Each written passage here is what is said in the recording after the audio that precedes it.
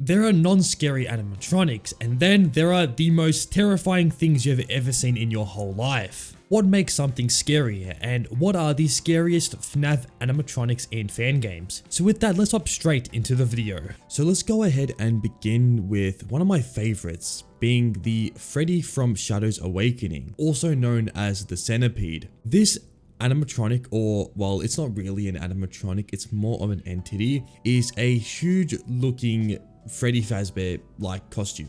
It has a weird centipede that engulfs majority of the animatronic and is seen throughout the character's costume. It's unsure if the centipede is what's controlling it, but I mean, it's a good enough guess that perhaps it has an influence on what this creature does. It's essentially a manifestation of the mind. In Shadows Awaken, Mike Smith is kind of going through a really bad episode of, I guess, being cooked. He's trapped in a house with an entity that tracks him down throughout the game, and another thing is this animatronic will get more aggressive the longer you're in the dark. So if you stay in the dark for too long, the centipede will become more and more active until it eventually hunts you down. Also, the way it teleports in the house going from one room to the other is really just unnerving. I mean, this thing can appear wherever it wants, and the way it moves its head as it's stalking you is truly just unsettling. Next up is the Golden Freddy animatronic, or again, creature from the FNAF 1 remake. If you don't know, the FNAF 1 remake is an April Fool's game that is trying to make fun of, I guess, the recent resurgence of the jailbroken games, the hacked games. But it ended up creating one of the most infamous looking designs for a FNAF character. It has a Slenderman-like figure with a Golden Freddy head that is always just smiling, and it has a very dark and twisted story, being trapped in this game and trying to take out the Night Guard to kind of switch its roles into becoming one with reality. And throughout the game, it taunts us and kind of gives us a hint of, well, we're kind of trapped with it, but by the end we're kind of having to fight it, and it is very much an aggressive creature. It tries its absolute hardest to take out the Night Guard. I mean, even just looking at it from a glance, you can just tell that this thing is twisted. You do not want to be in the vicinity of this creature. And even the times where this thing runs down the hallways and tries to attack you is very much something I do not want to ever relive. Yeah, no, this thing is definitely one of the craziest things I've ever fought in a FNAF game. Next up is Ignited Bunny, and also a animatronic I do not hear enough of is the fallen angel endoskeletons from the basement level in Joy of Creation. Dead.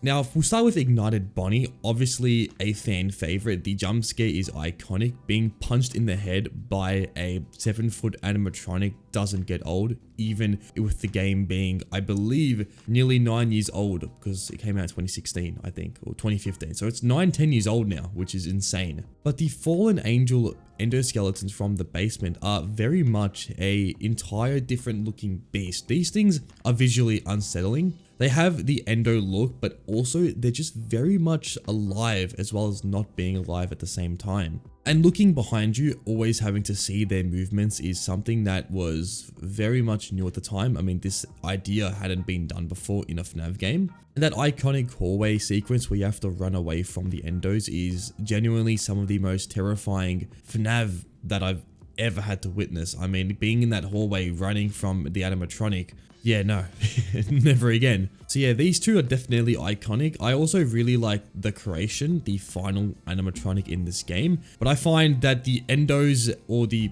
weeping angel things and Ignited Bunny, my definite favorites from Joy of Creation story mode.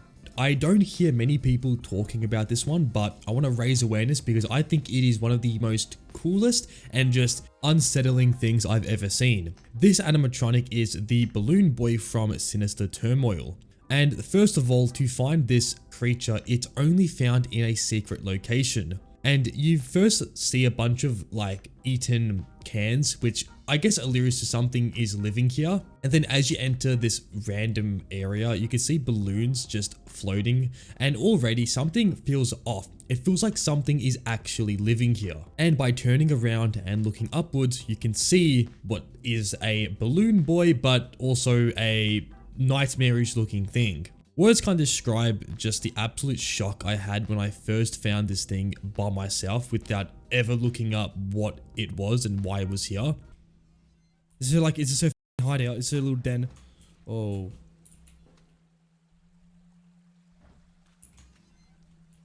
I see you. What is this? It's just a random room with a bunch of, what the f*** is that? What the f*** is that? There was genuinely tears coming from my eyes when I saw this thing. Not out of love, but out of pure shock. Okay, I think I'm going too far. Basically, I shit myself, and I will never forget my first reaction to this thing. And there's a whole ending where the balloon boy literally consumes the player. Or, well, kinda. I don't actually remember exactly, but yeah, something bad happens, and it's not good. Next up on the list is the Junior's Chica. And I will say this, I love how they gave Chica a completely new design, right? There's no bib saying, oh, let's eat. No, it's just a Chica, it's a chicken in a nightgown. And for some reason, I just really hate the way this thing looks. And this goes the same for every single Junior's animatronic, being Freddy, being Bonnie, being Foxy. They all have this look like they're sinister, but they're also kind of friendly. I can't describe it. Also, the fact that everything is possessed is another really important detail. I know FNAF, right? We're not really, you know, accustomed to things not being possessed, but I think nowadays nothing's possessed anymore, but actually having something that's possessed makes it 10 times scarier. And this goes the same for the old animatronics in FNAF 1, FNAF 2, and the same goes for, I guess, the Junior ones, which are just freakishly terrifying. I also really love the mangle design, just the way it's called the mangle, and it's an absolute beast of a creature. It's like all the animatronics mixed into one thing. Yeah, just some insane looking animatronics for this game, and I will say every single design is just top tier. Makes me not want to revisit this game, but I also kind of want to revisit it. I don't know why. Alrighty, next up is going to be the animatronics from Fears of the Mind, and specifically I want to look at my favorites being Chica and Bonnie. The rest are cool. I love every single design in this game, but Chica is my favorite.